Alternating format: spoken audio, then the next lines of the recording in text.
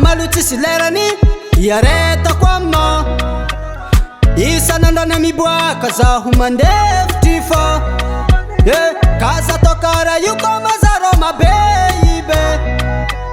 zawe nembama adalanga chetoko minowe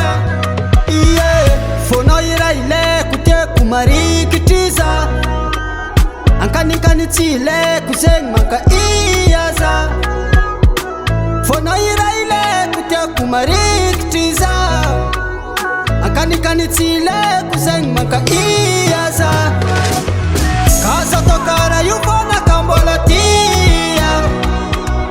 ararota tianiza maka tiacho ningena nocha kaza tokara yufona kambola tia ararota tianiza maka tiacho ningena nocha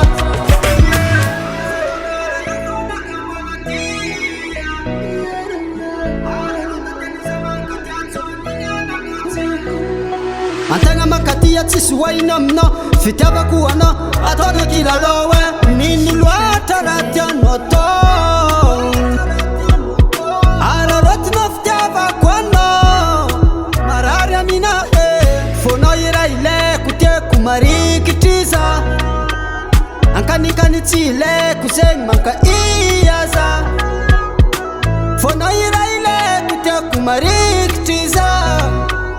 ankani chile kuseng maka iyaza kaza tokara yufona kambola tia ararota tianiza maka tiacho ningena nocha kaza tokara yufona kambola tia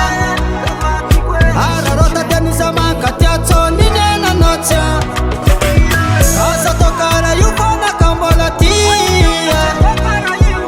ararota tianiza maka tiacho ningena nocha LS Record Production.